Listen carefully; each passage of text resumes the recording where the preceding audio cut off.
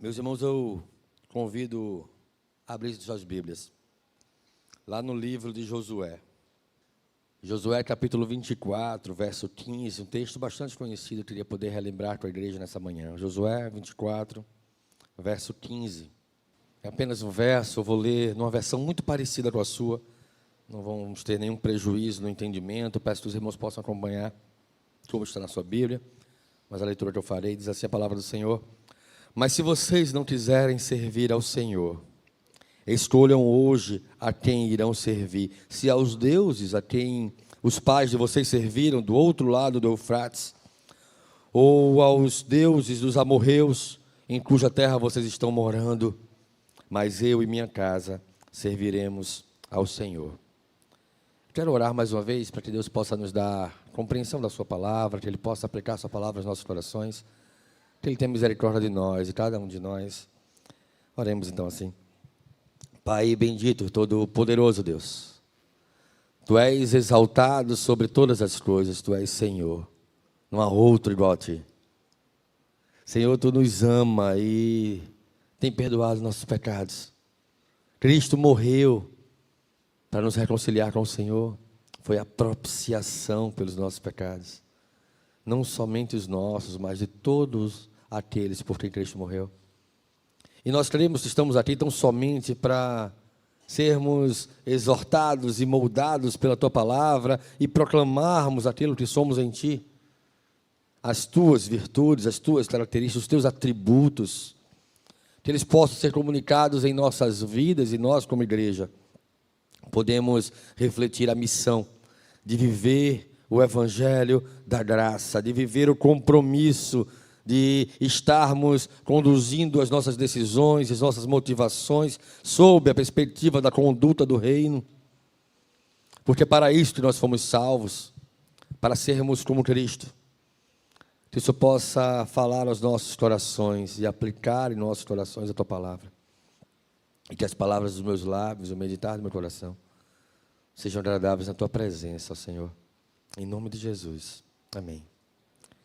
Meus irmãos, a nossa vida, nossa rotina, nosso dia a dia, é muito marcada pela secularização, e essa palavra que parece tão eclesiástica, diz respeito a todas as características do mundo que nós temos deixado influenciar ou em algum momento fazer parte da nossa rotina, do nosso dia a dia.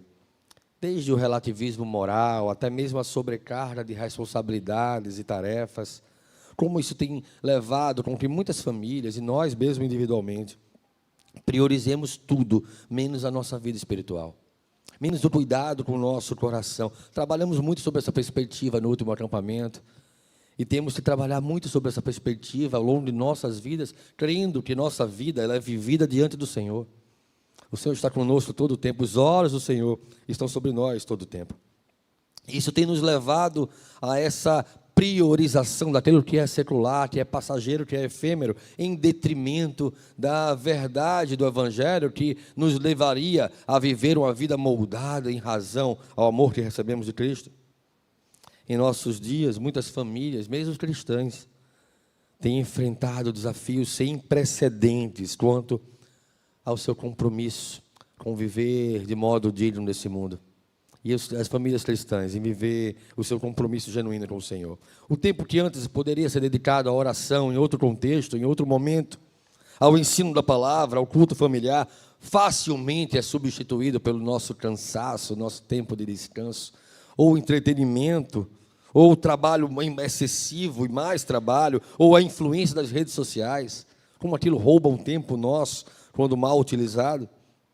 Muitos lares cristãos enfrentam o perigo, então, de uma fé superficial, de uma fé dominical. Venho no domingo, cumpro meu papel, ou venho de manhã, ou venho à noite. Às vezes de manhã eu estou muito cansado, estendi muito no sábado, e então nós vivemos uma religião que se resume ao encontro superficial, dominical, uma vez na semana, negligenciando a nossa vida espiritual, o que gera filhos sem raízes na fé, o que gera uma família vulnerável às pressões desse mundo, o que gera dissensão, conflitos, intrigas, divisões, distanciamento. E essa realidade nos traz a esse chamado de Josué. Esse chamado onde o líder de Israel, num momento decisivo, ele coloca-se diante do povo uma decisão, uma escolha inegociável. Escolham vocês. Servir ao Senhor ou seguir aos outros deuses. Servir ao Senhor de todo o coração. Deixar que sua vida seja moldada por esse Senhor. Ou continuar vivendo e perseguindo os corações dos outros, as palavras dos outros, o afaro dos outros, do mundo, de seus próprios desejos, como ídolos em seu coração. Disse Josué de maneira firme, com uma postura decisiva, assertiva: eu e a minha casa serviremos ao Senhor. Então isso nos leva a uma reflexão: quem está governando as nossas casas? Quem está, o que estamos cultivando dentro da nossa família? Estamos cultivando uma família centrada em Deus ou nos deixando levar pelas prioridades que as pressões da secularização têm imprimido em nossos corações? O versículo faz parte do último discurso de Josué. Esse discurso ocorre em Siquém, um local central na história de Israel. Josué está próximo do fim de sua vida e ele deseja reafirmar a aliança do povo com Deus. Ele está falando isso para o povo, ele está estimulando o povo a um compromisso genuíno com o Senhor.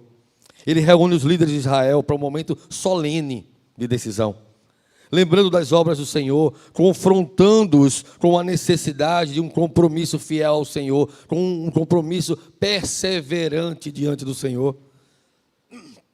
Então, no capítulo 24, versos 2 a 13, ele recorda as ações poderosas do Senhor. Talvez nós possamos fazer isso em nossos lares. Pensemos sobre aquilo que Deus já fez por nós. Que ações poderosas o Senhor já fez em nossas vidas. E então ele exorta o povo à fidelidade exclusiva ao Senhor no verso 14. E no verso 15 ele desafia Israel a escolher entre o verdadeiro Deus, esse que operou tantas coisas no passado, esse que fez tanto por nós, ou os falsos deuses com os quais esse povo seria influenciado e impactado ao entrar naquela terra. A frase "eu e minha casa serviremos ao Senhor" marca uma decisão pessoal, inegociável de Josué, independente da escolha dos outros. Independente da escolha dos outros líderes ou do povo, ele vai dizer: eu, pessoalmente, eu e a minha casa serviremos ao Senhor. Compromisso do líder de seu lar com a sua família, o compromisso, como nós presenciamos aqui no momento do batismo infantil, de pais que se comprometem a ensinar seus filhos, a educar seus filhos nos caminhos do Senhor. Um chamado à fidelidade exclusiva a Deus. Josué não está apenas dizendo que crê em Deus, mas ele está dizendo que ele e a sua casa servirão ao Senhor ativamente. A palavra hebraica usada aqui para serviremos significa trabalhar, prestar serviço ou mesmo adorar ao Senhor. Isso implica em lealdade absoluta a Deus, rejeitando os outros deuses ou outros conceitos que se levantem contra o conhecimento do Senhor. Isso implica em um compromisso contínuo, um compromisso de obediência, de culto verdadeiro e uma prática de vida em submissão à autoridade divina, à vontade de Deus. Ah, mas eu quero isso. Ah, mas Deus não quer para mim. Ah, mas meu coração deseja isso. Mas Deus disse: isso é pecado. Submissão à vontade divina.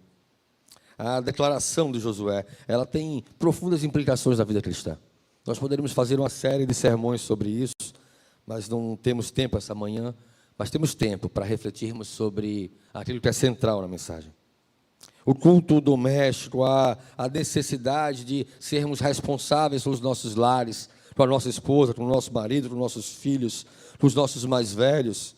Calvino vai ensinar que a fé não é apenas uma convicção pessoal, mas um dever de moldar e estruturar o nosso lar. É isso que Josué se compromete a fazer aqui. Diz Calvino: se queremos ver uma igreja forte, devemos começar pelo lar. O discipulado começa na família e se expande para a igreja e para a sociedade. Josué exemplifica isso, assumindo o papel como líder espiritual da sua casa e pondo isso como prioridade. Não é pela opinião dos outros, é independente de vocês. Eu e a minha casa serviremos a esse Deus maravilhoso que já fez tanto por nós. A escolha entre Deus e o mundo é colocado diante desses líderes. Josué coloca um dilema: ou serviremos a Deus, ou seguiremos segundo os ídolos desse mundo. E eu não estou falando de estátuas de madeira ou monumentos dos quais as pessoas colocam oferendas. Estou falando daquilo que o seu coração deseja e que te leva a considerar pecar para ter o que deseja. Esses são ídolos que temos levantado em nossos corações. Não há neutralidade. É uma ênfase de princípio. A vida cristã exige uma decisão firme e constante para a verdade, na direção da verdade. Lutero afirmou, Martinho Lutero, reformador, ele afirmou: aqui estou, não posso fazer de outra forma, que Deus me ajude. Essa é a nossa chamada. Olha, aqui nós estamos. Não obedecer a palavra do Senhor não é uma opção. Não servir ao Senhor não é uma opção, mas que Deus nos ajude a isso. Porque dependemos da misericórdia do Senhor.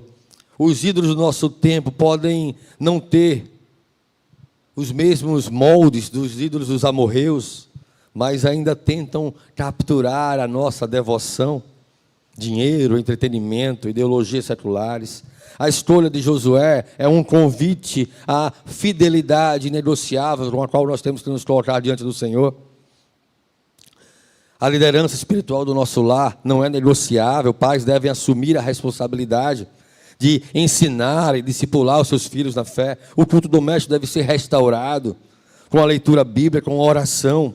Há uma necessidade de um compromisso genuíno das famílias, da igreja, diante de Deus. Cada cristão deve fazer uma escolha diária de servir ao Senhor. Eu estarei servindo ao Senhor. Eu estarei moldando a minha vida em relação àquilo que recebi do Senhor, àquilo que conheço do Senhor, rejeitando as influências dessa geração, dos valores desse mundo que nos empurram para longe do Deus vivo, mas assumindo um compromisso de nos afastar do mundo e nos aproximar de Deus, mesmo que isso custe tudo, porque tudo que pudermos perder nessa vida por alcançar o céu paga o preço, já nos ensinou Richard Baxter.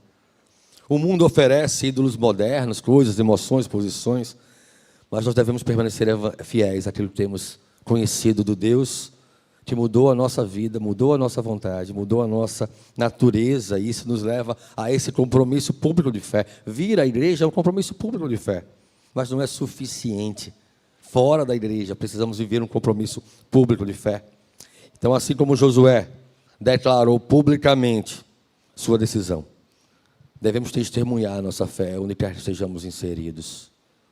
Não fomos chamados para vir à igreja no domingo, fomos chamados para viver como um culto racional ao Senhor. Essa é a renovação da nossa mente. Quem você e sua casa devem servir? Quem deve moldar as conversas à sua mesa? Que assunto deve estar constantemente em sua mente e em seu coração? Seguir ao Senhor com devoção e compromisso real?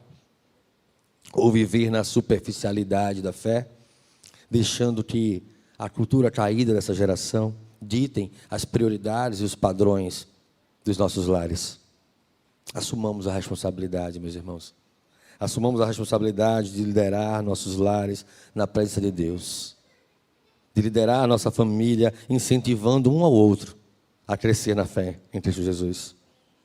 Que filhos possam orar por seus pais, que esposas possam orar por seus maridos, marido por suas esposas, que possamos orar uns pelos outros, para que sempre que essa decisão for colocada diante de nós possamos dizer: eu e a minha casa estamos servindo ao Senhor. Eu e minha casa estamos sendo moldados ao Senhor. Eu ensinarei os meus filhos o caminho que devem andar. Eu servirei de padrão para eles. Eu orarei pelos meus pais. Eu cultivarei um coração diante de Deus. E Deus será sempre a minha prioridade, o meu serviço, a minha adoração. O discipulado começa em casa. E a resposta de cada lar precisa ser a mesma que Josué. Eu e a minha casa serviremos ao Senhor. Que Deus tenha misericórdia de nós. Que Ele possa aplicar os nossos corações à sua palavra.